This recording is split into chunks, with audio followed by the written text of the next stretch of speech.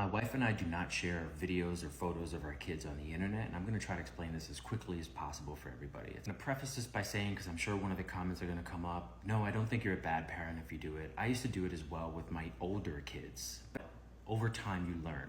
I have friends that are in law enforcement, federally, locally, state, and I have friends in cybersecurity. I'll leave it at that. There are certain things that I won't be able to say in the video because the algorithm just doesn't like it. So you're gonna have to use your imagination a little bit. So to kind of help you understand it just a little bit, there are different levels to the internet. Think about it when you're on the beach and you're looking out on the beach. When you're looking out on the beach, there is the internet such as Google, TikTok, all the apps that you use. That's surface level internet. There is a deep underbelly to the internet from there, okay? When I was younger, there are ways that you can get software, so pirated software. This was before Napster and all that stuff. It was a thing called news groups, right? It was kind of the quote unquote dark web of the time. So you can get like all sort of pirated software. So like if I wanted Windows 95, I knew where I was going, right? I knew exactly what news group and asked the question, you can download it. That still exists to an extent. And I think a lot of people just don't know that. Second reason, kids cannot consent. What I mean by that is your kid cannot consent onto whether or not they want this video or whatever video or photo that you put out of them is going to be available to the public forever. The internet is forever. I've obviously been on the internet for a very long time, since its inception. So I think what a lot of parents fail to do, and myself included at one point, was not think of what the future looks like for them. Think of it as if you have a public profile and your public profile, you're posting up a photo of, say, your kid just going to school. Pretty innocuous, you're not really thinking about it, like, oh, it's not a big deal. There may be people that you are friends with, say on Facebook, that maybe aren't who you think they are. Let's just say that. Additionally, when you make it public, think of the embarrassing moment that your kid would have that they now have to endure forever because it's on the internet. And think about how easily it is to turn someone into a meme, right? Think of any meme that you can think of, maybe even with a kid. Some of them are cutesy, some of them are funny. Obviously the internet back then was like that kid that was like on the beach or whatever, like judging you. Like those are kind of cutesy, but think about how easily one kid from a regular photo turned into a meme forever, right? Think of the psychological effects that would have, and think about how much the internet has evolved since those days. Say you become a very large account and you're posting up videos and stuff of your child and your account gets really, really large. All of a sudden now you're creating an environment where your kid is getting exploited without you even realize they're getting exploited. Think about videos where there might be something that you as a regular person would think is completely innocuous, right? Like a kid running around in diapers. There are some weird people on the internet.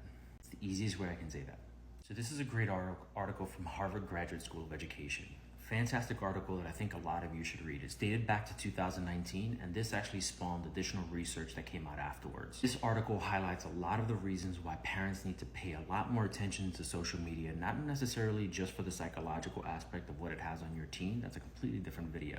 Just on the possibility of being exploitative of your child, and you aren't even aware of you being exploitative because you might be naive to what the internet actually has beyond what you see on all the cutesy cat videos. This is a great publication, JMIR Publications. This is a free article. They basically just went into deep research on what it is for social media and the scope within social media and how it can affect and the deep underbelly of the internet. This is the name of the article, Young Children and the Creation of a Digital Identity on Social Networking Sites, a Scoping Review.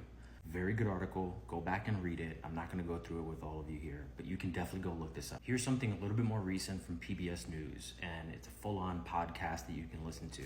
It's The Dangers of Parents Sharing Their Children's Lives on Social Media. Go back and read it. It's a lot to cover, but it's a very good article that gives you an overall understanding of what the dangers are of you actually sharing your child's profile on social media too often. There's another one that's a little bit easier to read, The Problems and Danger of Posting Kids on Social Media. Again, I'm trying to do this because there are certain words that I just can't say on TikTok, which is weird because you would think that TikTok would want to have people talking about these things so that their kids aren't exploited, but here we are.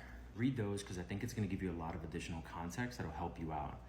Now, in terms of concerns, you have to think about your young child and how your young child is affected by your use of social media and what they will consider as a norm. So think of it as you are teaching your child in any environment how you want them to behave. So if you yell at your kid and your instinctive reaction is only to yell, anything that you in your mind as an adult think, wow, I probably shouldn't be doing that. The child doesn't know that. They just know what behavior is. And they're like, oh, cool, that's normal. It's the same thing with social media, right? So if your child sees that you're constantly on social media, it extends to your child. They now think that they can go on social media. There are concerns, obviously, when they're little and all the exploitation that happens there. But think about the digital footprint that you just left for that child. Go back and look back on all those different photos and videos that you've already posted up. Have a complete profile on your kid.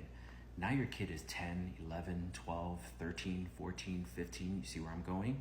They now can see an entire history on your kid, and they've just been waiting in the wings. Now they can try to use that previous profile to have a conversation with your child and turn that into a unfortunate situation for your 10 to 17, 18-year-old.